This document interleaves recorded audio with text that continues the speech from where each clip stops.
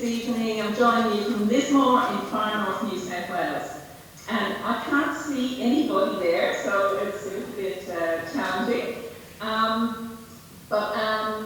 So I started off my career in education when I was still in high school and in secondary school in Ireland, and I did work experience at the School for Travellers in Bray and at St Michael's House for working with children with disabilities as well.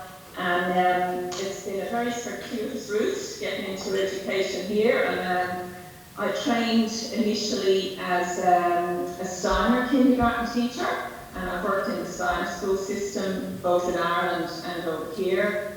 And then I did my Bachelor's of Education to be a primary school teacher. And then I got sponsored by the Department of Education to do a Master's in Special Education, specifically to be a learning and support teacher. And that's what I do now. I'm a learning and support teacher in high school. So a learning and support teacher would be on par with a resource teacher in the Irish school system. So working specifically with students with special needs or learning difficulties and doing all the admin and support around what their needs are in school.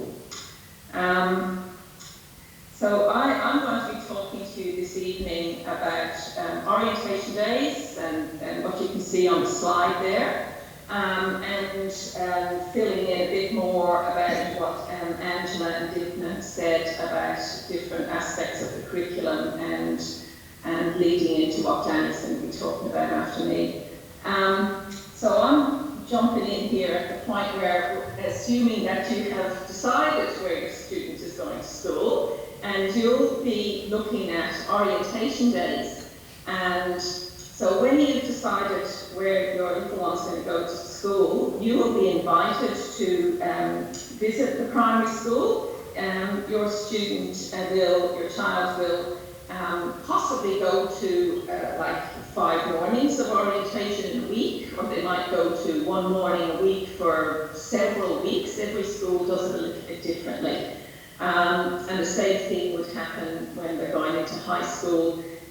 All the students from a catchment come to that high school and have orientation days to find out what the school's about and how the routines work and find their way around. So that's my experience, is the greatest fear that students have in starting school is about getting lost. And so that's a big thing, helping them to find their way around and getting to meet some new people.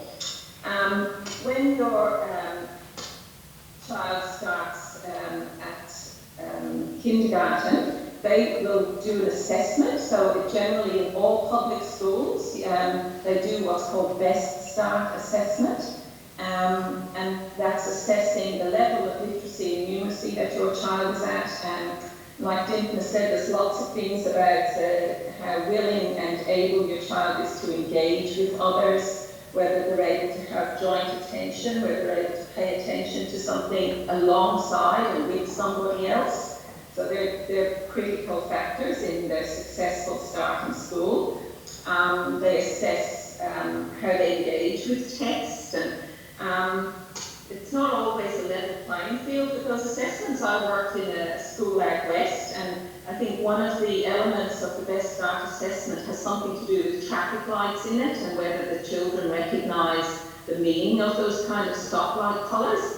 Now, I worked in a school where the nearest traffic light was 300 kilometres away, so that's 3 hours drive it was, 3 hours drive to the nearest traffic light. So sometimes those things can be a bit of a nonsense, and you have to be wary of your child being pigeonholed into being at a certain point of readiness. But when that assessment is concluded, it's a one-to-one with the kindergarten teacher and your student, and when it's concluded, you'll get a report sent home which looks at each of the domains that they look at, and it tells you what you can do at home to lift development in each area and how that will support the learning that's going to happen at school. So, some people question the merits of it, and the flip side is it can be really helpful in helping you know what to do.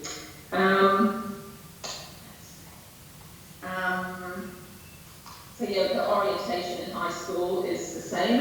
And if your child has any recognised learning difficulties or disability, I can't emphasise enough about getting in there early, and let the school know what, if there have been any assessments done, what your child is experiencing and what you experience about your child's needs. Because your local primary school will work with the local district office to find a suitable placement for your child that may be at your local primary school, and they are obliged to provide an education to everybody. There's a few get-out clauses in that. For example, if your child might be, if your child had a physical mobility needs and the school sort of around the corner already had ramps built and or had a lift system in place, that they would recommend that you actually place in that other school so that they don't have to also put the same services in place potentially for one student. Now you could argue against that, that's still your choice. So there's a lot of flexibility in the Australian education system, and certainly my experience is that the schools will go out of their way to accommodate you. On the next slide, we've got a map of how the school system really works, so what you're actually getting yourself into. So we use a little bit different language. In Ireland we talk about primary, secondary and third level education. So over here it's primary, high school and tertiary. I've never heard that word until I got to Australia. So the pathway through school is sort of mapped out a little bit there, what you're getting into at kindergarten level and where that goes to.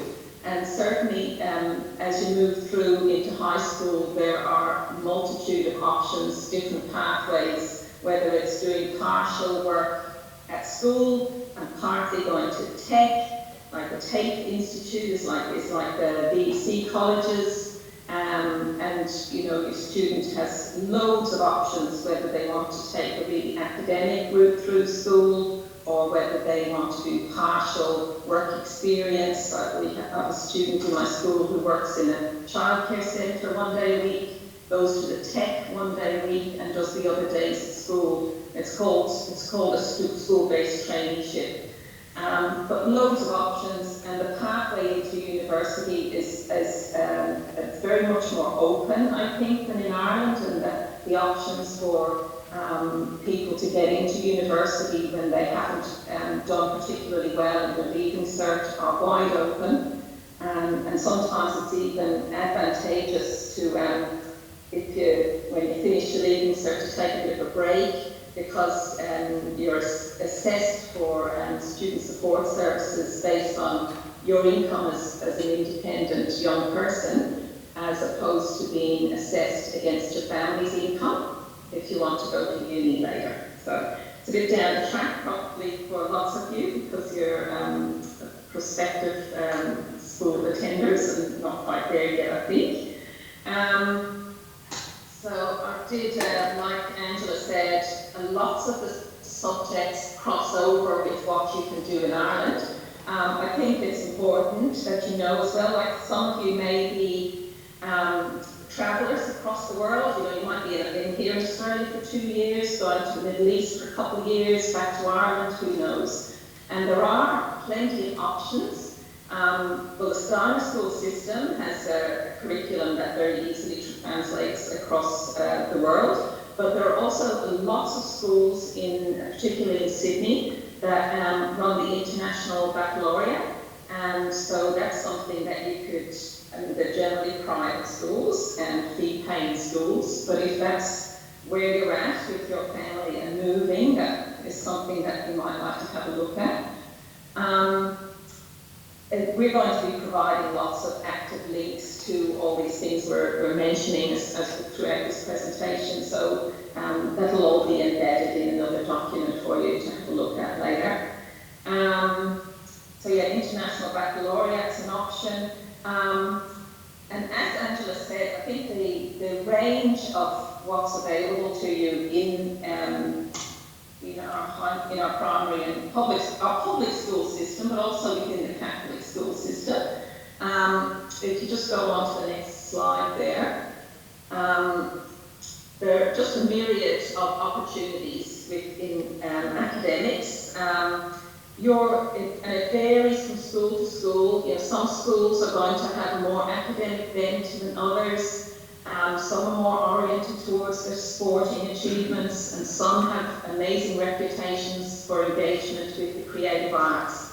And that will vary from school to school, and there's no guarantee that if a school has been achieving in that domain one year, that it's going to continue like that. Sometimes it's down to one or two individual teachers who have a real passion for driving those aspects of learning in their schools.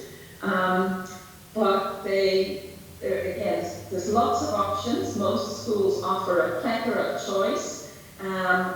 Some schools will have very active sports programs where they use it as a behaviour support initiative in the school, that they actually have really structured game times during lunch times, and it helps keep kids engaged and supports their behaviour. But Angela said, they can do football, softball, hockey. We have kids doing rollerblading as their actual structured school sport time. They can do table tennis, skateboarding, fishing. They have loads and loads of options, but it'll vary from school to school. If you do end up in regional Australia and your student is particularly bright, they can apply to go to do some learning online through Aurora College, and that's part of the public education system. So they can do STEM subjects that some regional primary schools might not be able to offer the full gamut of options, say at high school. Or offer it at a level that's going to stretch that student, so they can access online learning through Aurora. The department also provides selective schools. That's where it's within the public school system, that you do have to do an assessment, an exam to get into them. Sometimes the students get into them on recommendation from their primary school. So it might be selective high school, but some of them are at primary level, where your child could move into one of those schools from your local public school. Another thing is with learning languages at school. In Australia or New South Wales, children have to spend 100 hours learning a foreign language. So we're not great on that in Australia. So they have to do 100 hours before they reach year 10 in high school. And for a lot of schools, they end up doing that in year 7 and year 8, the first and second year of high school. So they might stretch that over 2 years, or they might do it in 1 year. And it's a bit of a quirky thing that, your child might be in primary school where they learn Korean, and they'll go to high school where they do French, and it can be a little bit confusing, that aspect of things. If you are enrolled at your local primary school and they don't offer a foreign language, because they don't have to, you can still access the Saturday School of Languages. They don't do Irish, unfortunately, but you might like to enroll a student in French or Spanish or Indonesian or Korean or German. And so there are options there, and it's a very, very, very low cost. I think negligible amount of money for them to enroll.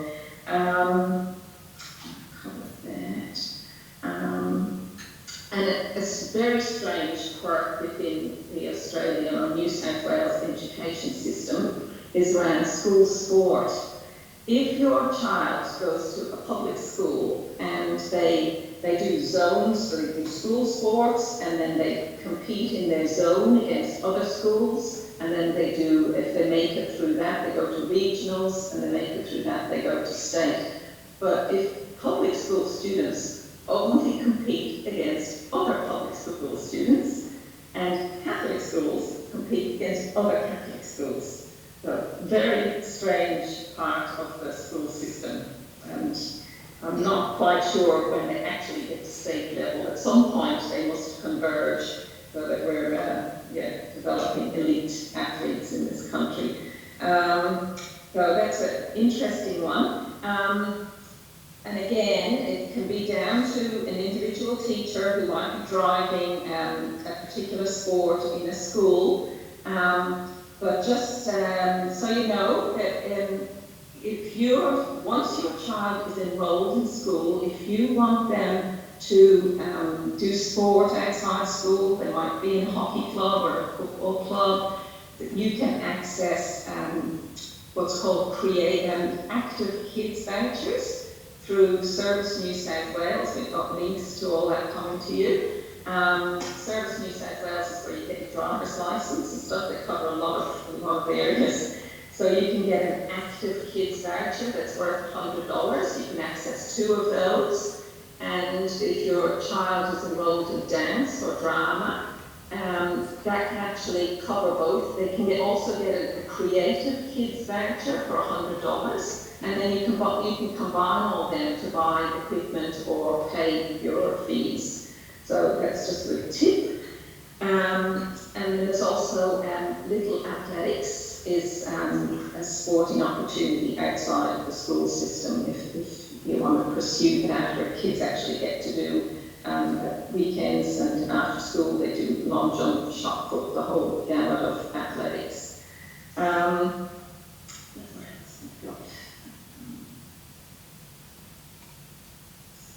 Sorry, next slide, please.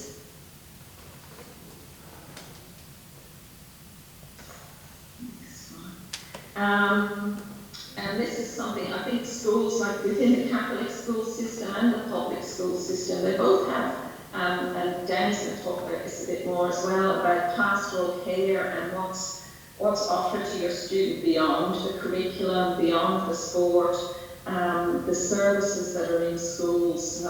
Most schools have a counsellor. If it's a small school, it might be only 1 day a week, it might be several days a week, they might get shared across a group of schools.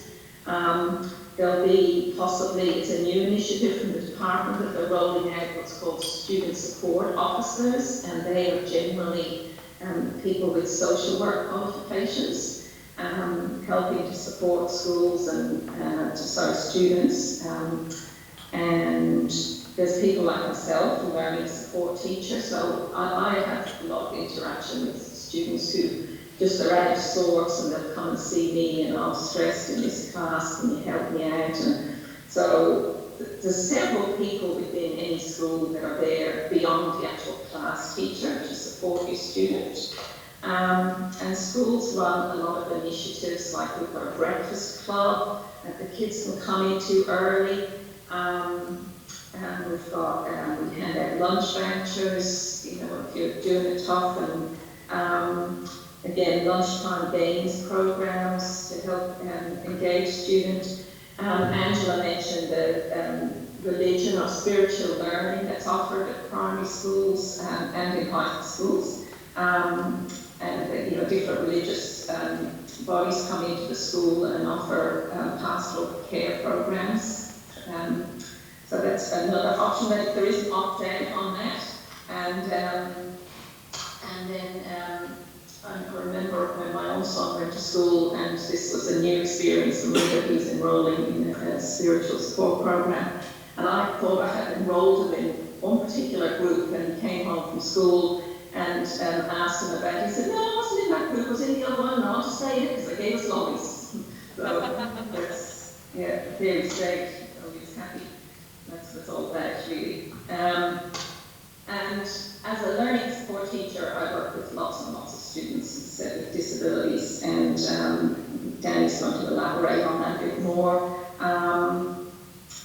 Think about covers. I'm just referring to what Dimka said about students going to school at age 6. You are also, you are not obliged to send your child to school, you're obliged to enroll them in a course of education. And so by age 6, they must be enrolled in education. But that could be a homeschool program. So if you're traveling around the country, if you are, if you're on the move for work around the country, that could be something that works for you. May not, but it's an option.